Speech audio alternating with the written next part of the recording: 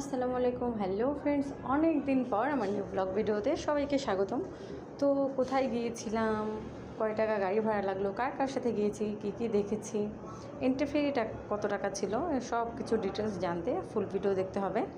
তো লাল শাপলা বিলে তো অনেক দিন আগেই গিয়েছিলাম, বর্ষাকালের প্রথম দিকেই, এবং সেই রিলস ভিডিও আসলে পুরাতন হয়ে গেছে, সবাই দেখেছেন। তো অনেকে জিজ্ঞেস করেছে কিভাবে যাব, কিভাবে কি, তো ডিটেলস থাকছে এই ভিডিওতে। তো আমি আসলে গিয়েছিলাম জিন্দা পার্কে, এটা আসলে পূর্বাচলে। তো যে এটা পুবাইল এবং মিরের বাজার থেকে খুবই কাছে। তো আমি আসলে লাল শাপলা বিলের উদ্দেশ্যে যাইনি, আমি আসলে গিয়েছিলাম পদ্মবিলের উদ্দেশ্যে, কারণ লাস্ট ইয়ারে আমরা আসলে পদ্মবিল দেখেছিলাম। তো সেই উদ্দেশ্যে পদ্মবিলের খোঁজে বের হয়েছিলাম, কিন্তু আয়নার বাবা বলল যে চলো জিন্দা পার্কেই যাই, সেখানে লাল শাপলাও আছে, পদ্মও আছে। তো যেই কথা সেই কাজ, আমরা আসলে অটোতে করে জিন্দা পার্কে চলে গেলাম। আমাদের মিরের বাজার থেকে যেতে প্রায় 40-45 মিনিট লেগেছে। আপনারা যদি ঢাকার দিক থেকে যান তাহলে আরও বেশি টাইম লাগতে পারে, 1 থেকে 1.5 ঘন্টা অথবা 2 ঘন্টার মতো টাইম লাগতে পারে। যেহেতু আমরা পদ্ম অথবা লাল শাপলা বিলে যাচ্ছি, তো আমরা সবাই জানি যে লাল শাপলা অথবা পদ্ম ভোরবেলায় ফোটে। তো আমরা প্রায় 6টা, 6:30টার দিকে বের হয়েছিলাম, খুব ভোরে, যেন একটু শাপলা, ফুটন্ত শাপলা দেখতে পারি। এবং গিয়ে আলহামদুলিল্লাহ ফুটন্ত শাপলাই দেখতে পেয়েছি। আসলে শাপলাগুলো খুব ভোরেই ফোটে, এবং যখনই সূর্যের আলো লাগে, মানে যখনই রোদ ওঠে, তখনই আসলে শাপলাগুলো নেতিয়ে যায়।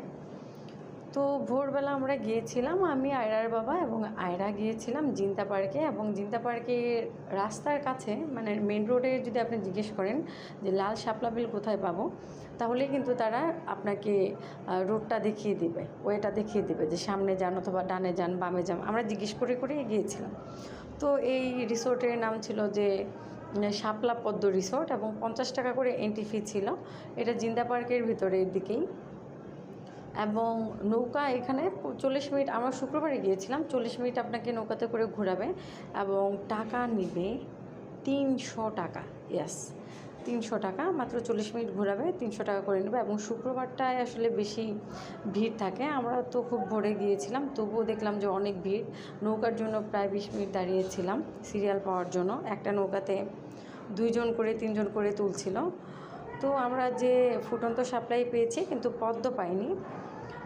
মাঝি ভাইরা বলল যে শাপলা তো একটু তাড়াতাড়ি ফোটে বর্ষাকালে, এবং পদ্ম ফোটে একদম সিজনের শেষে।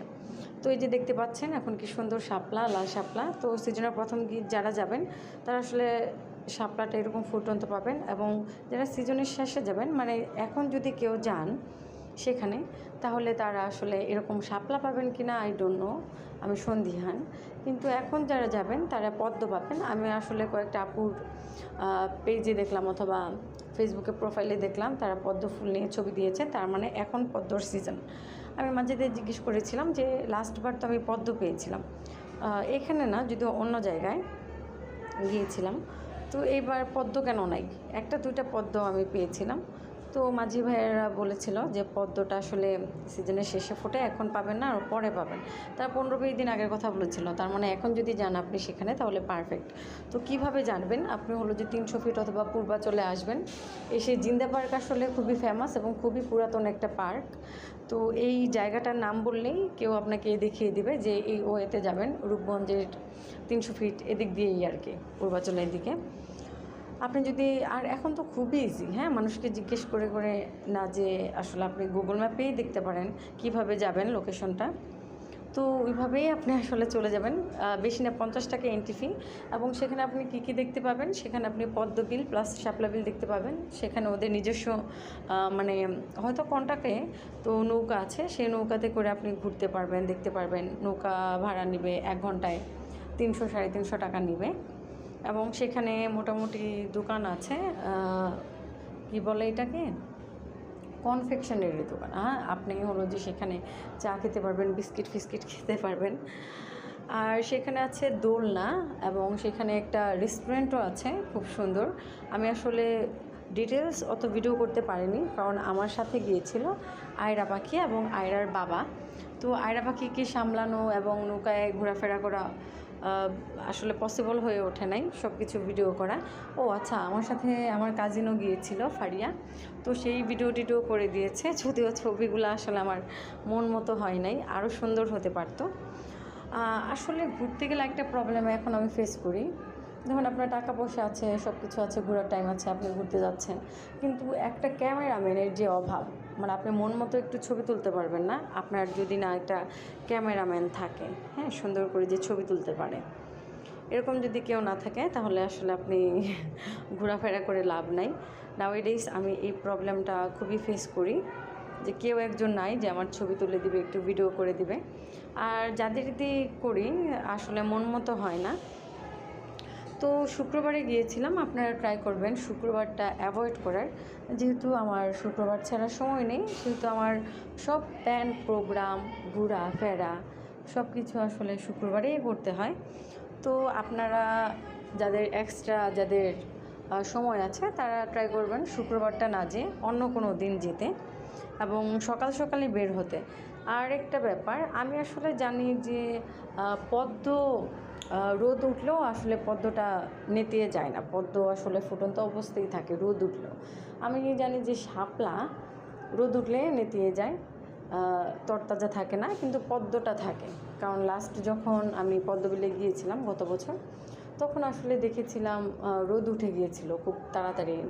আমরা প্রায় তখন পদ্মবিল শাপলাবিল খুঁজতে খুঁজতে প্রায় 10টা বেজে গিয়েছিল, 8টা 9টা 10টা এরকমই হবে, তখন বেজে গিয়েছিল এবং প্রচুর রোদ ছিল। তখনও দেখলাম যে পদ্মগুলো আসলে ফুটন্ত সুন্দর। তো আপনারা চাইলে পরেও যেতে পারেন, পদ্মটা আসলে থাকে, এটা আসলে আমি জানি।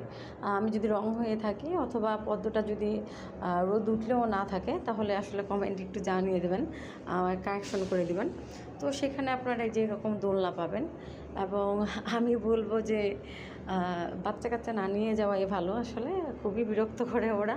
আর আমার মেয়ের মতো মাশাআল্লাহ একটা হলেতে হয়েছে এই কথা, তো খুবই চঞ্চল, খুবই চঞ্চল। আমি তো সন্ধিহানে, তো আমাকেও ছাড়াই যাবে, আমি যেই টাইপের চঞ্চল।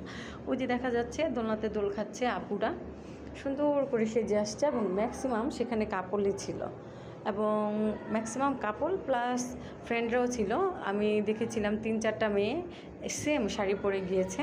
সেখানে সবচেয়ে সুন্দর একটা ব্যাপার হলো আপনার আসলে শাপলা, এই যে লাল শাপলাগুলো দেখতে পাচ্ছেন, তারপর শাপলার একটা ক্রাউন দেখতে পাচ্ছেন, এগুলো আসলে সেখানেই কিনতে পাওয়া যায়, 50 টাকা 100 টাকা করে সেখানেই কিনতে পাওয়া যায়।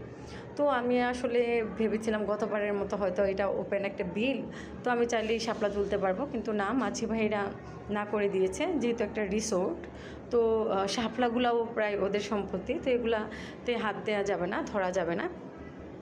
তো আয়রার বাবা আমাকে এই যে এই শাপলার একটা কি বলে, একটা মুঠি, শাপলার একটা মুঠি আসলে কিনে দিয়েছিল 50 টাকা করে এটা।